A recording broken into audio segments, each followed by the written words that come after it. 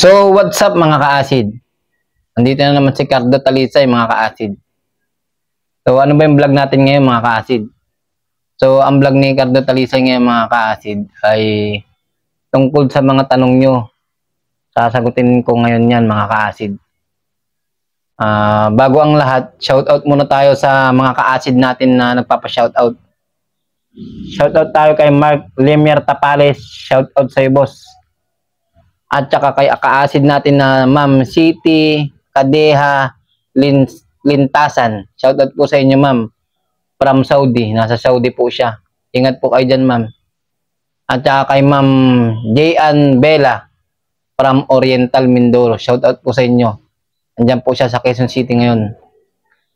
So, sa mga sa personal message, okay lang po. Maraming salamat po at nagpe-personal message po kayo sa akin. Wala pong problema. Basta kung kailangan ko pong sagutin yung mga tanong nyo mga ka-acid. So ito na mga ka-acid, yung mga tanong ng mga ka-acid natin na dapat kong sagutin.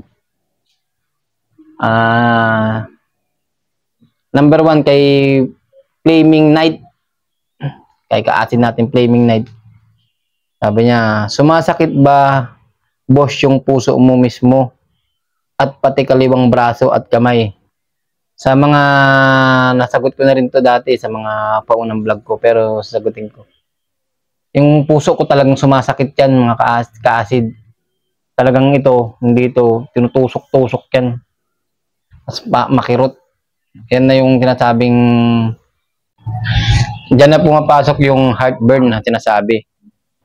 Tapos yung sa braso at kamay, yan, namamanhid din yan. Naranasan ko yan mga ka-acid.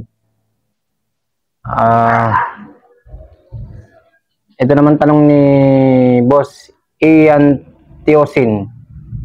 Boss, naranasan nyo rin ba manlagas ang buhok nyo? Napapanot or nakakalbo? Yun sa mga noo mo.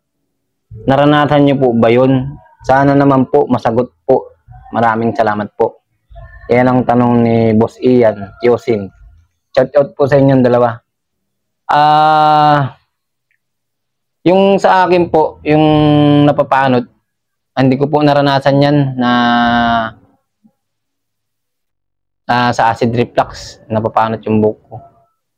Siguro sa may mga ka-acid natin na, ibang ka-acid natin, kasi hindi lang din naman ako nagka-acid reflux, marami din naman na nagka-acid na, na subukan din. Mag-comment lang dito kung subukan nyo. Kasi ako hindi ko naranasan yan napapanot yung buhok ko. Ayun, maraming salamat sa tanong mo, Boss Ian Teosin. Dito naman tayo sa tanong naman ni ka-acid natin. Shoutout na rin po sa inyo. Chuchunes. Ako idol, di natakot sa mga pagkain. Kaso, na-trigger naman minsan. Grabe, puro sa dibdib. Nararamdaman ko at hilo. Ganyan ka din po ba? Naku po, ito po yung talagang puro sa dibdib po. Talagang pag mataas pa yung acid niyo po. Tsaka yung hilo. Talagang naranasan ko po yan. Talagang yung sa dibdib. Grabe, minsan talagang parang gusto mo lang sumuko niyan. Dahil kasi sobrang grabe ang paghihirap po dyan sa acid reflux. Ngayon, sa awa ng Panginoon, normal na tayo. Naranasan ko yung ka-acid, Ma'am Chochones. Kay Sir, kay Ma'am Joey Ann Bason, palagi bang ang comfort yung tiyan mo? Opo ma'am, talagang uncomfort po talaga yung tiyan ko dati. Talagang hilab po siya ng hilab. Grabe po yung hilab niya. Talagang masakit siya na hindi maintindihan. Hindi mo alam kung gusto mong pumupo o umano niyan. Parang hindi ka makautot, hindi ka makaano. Parang napakahirap po talaga sa tiyan po talaga yung grabe sa akin. Talagang ang comfort po talaga yung tiyan ko talaga ma'am. Talagang sobrang dami ng hangin na ugas na nasa tiyan ko. Kaya hindi ako makakain ng maayos. Dahil punong-puno din po siya. Yun po, sana po nasagot ko. Kay Ma'am Joanne Manlangit, ganyan na ganyan din nagpahirap sa akin ngayon. Pilit nilalabanan kasi may mga anak. Totoo talaga yung GERD, kakambal ng anxiety. Nakakaiyak, lalo na walang nakakaintindi sa nararamdaman. Ma'am, andito po ako, si Cardo Talisay. Nakakaintindi sa inyo sa nararamdaman nyo. Kasi dati po, ganyan din po ako kahit mga magulang ko o asawa ko, hindi nila ako naintindihan. Kasi nga, hindi nila nararamdaman. Tanging ang may mga acid reflux lang ang makakaintindi sa'yo. Kasi alam natin yung mga pakiramdam na ganyan. Nakakayak talaga, ma'am. Tsaka, kailangan mo talaga lumaban kasi sa may anak ka, lalong-lalo na may anak ka. Sa una lang naman yan, ma'am, lalagpasan mo rin po yan. Mag-pray ka lang po lagi at manalig sa Panginoon. Tapos, sundin mo lang po yung mga na ginawa ko rin dati. Kay Ma'am City Kadeha Lintasan, shoutout na rin po sa inyo. Sir, umiinom po ba kayo ng Pantoprazole Plus? Ilang buwan po kayo minom hanggang gumaling? Ngayon po hindi na tayo umiinom ng Pantoprazole kasi matagal-tagal na akong hindi umiinom niyan. Wala na po ang ibang iniinom na gamot. Wala naman din akong ininom na herbal. Bali 3 months ko po siyang ininom kasi po yun ang sabi sa akin ng doktor. Ang sabi sa akin ng doktor, pagka yun ang endoscopy ako, ang sabi sa akin, pagka meron pa ring hilab yung tiyan mo, uminom ka pa. Sabi sa akin, pagka wala ka nang nararamdaman, tigil mo na. Sabi sa akin ng doktor. Tapos pag bumalik na naman yung hilab ng tiyan mo, sabi sa akin, uminom daw ulit ako. Parang ganun lang ang gagawin mo. Pagka meron, inom. Pagka wala, tigil. Sabi sa akin. Kasi ganun lang daw talagang acid, sabi sa akin ng doktor. Kaya sinunod ko lang siya. Pero bali kasi sa akin, medyo mahilab-hilab pa yung tiyan ko. Kaya ininom ko siya ng 3 months. Dire-diretso yun mga ka-acid. Umaga at saka hapon. Bago kumain, alas 6. Saka bago kumain ng hapon, ng gabihan, alas 6 din. 6:30 kain ka na. Yun, sana po nasagot ko mga ka-acid. Shoutout din na rin sa'yo kay Ma'am, kay Sir Balkuyagbo. Grabe naman pangalan to, ni ka-acid.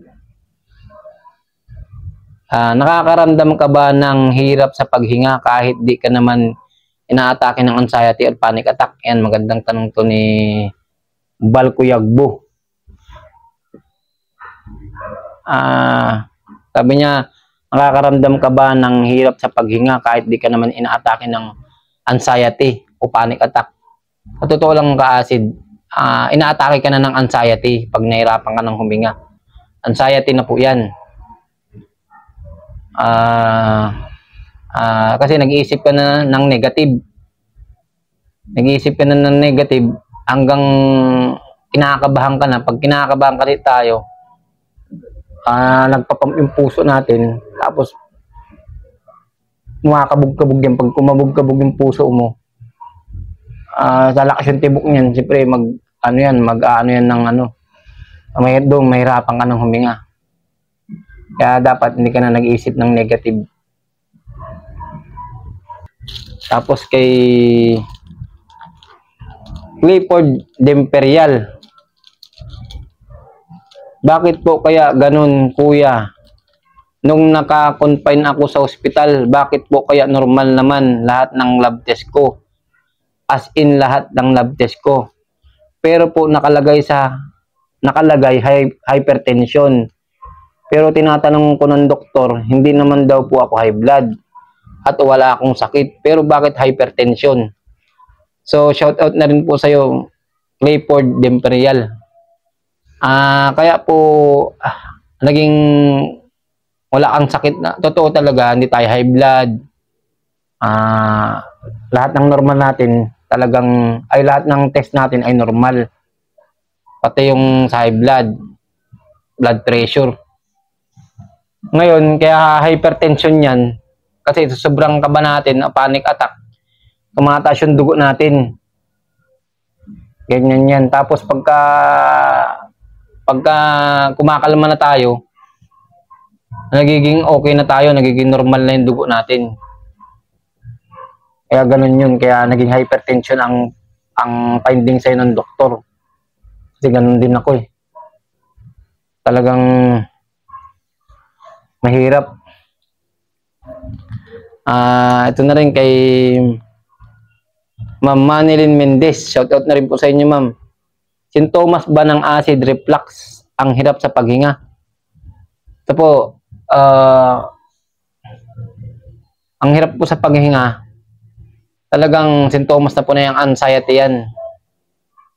Nahirapan ka ng huminga. Kasi yung nandoon ako sa ospital, yung nasa ER na ako, sabi ko din nagpatakbo na ako sa ospital, sabi ko kasi kay miss ko, nahirapan na ako huminga.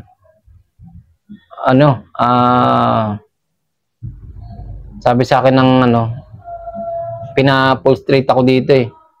99, sabi niya, 99 naman yung pulse rate mo, sabi sa akin ng nurse. Pero bakit nahirapan kang huminga? Ibig sabihin, normal naman yung paghinga mo.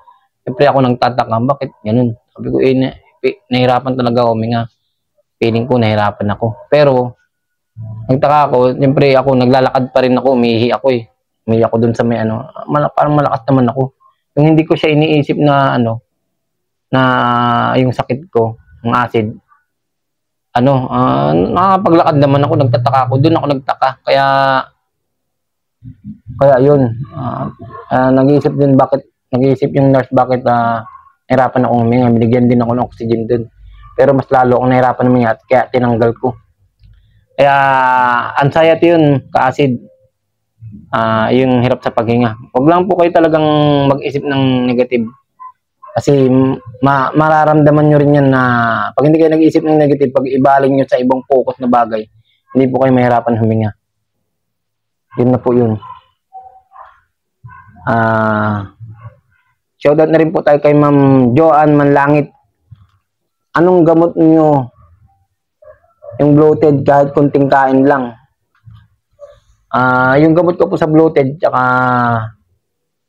kahit kunting kain lang, kasi talagang dati hirap din ako dyan eh. Yung sa parang bumabara dito yan sa lalamunan, yung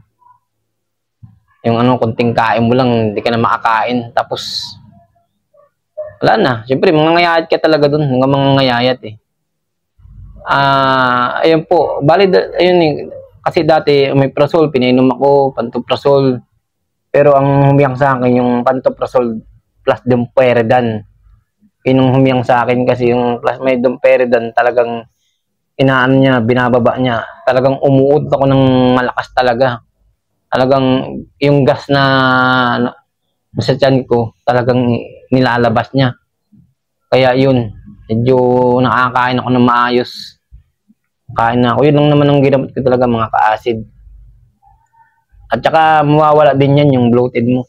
Basta kumain ka lang ng mga hindi pa bawal, kasi talagang marami pang bawal yan pag umpisa pa lang ng acid eh.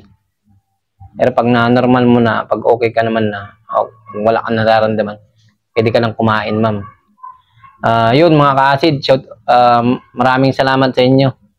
Sana po nasagot ko yung inyong mga katanungan. So shoutout po sa inyong lahat na nagtanong. Kanina nagsimba tayo mga ka-acid. Bali, may natutunan tayo sa sabi ni Father. Dito sa mundo, permanente lang tayo dito. Dito, sinusubok tayo para sa kaharian ng Diyos, para makapasok tayo. Kaya gumawa tayo ng mabuti sa kapwa natin mga ka-acid. Kaya hanggang sa muli mga ka-acid, maraming salamat sa inyo and God bless sa inyo. Mag-iingat po kayo lagi. Dito lang si Cardo. At lagi mag-share sa inyo ng kunting kaalaman. Salamat po.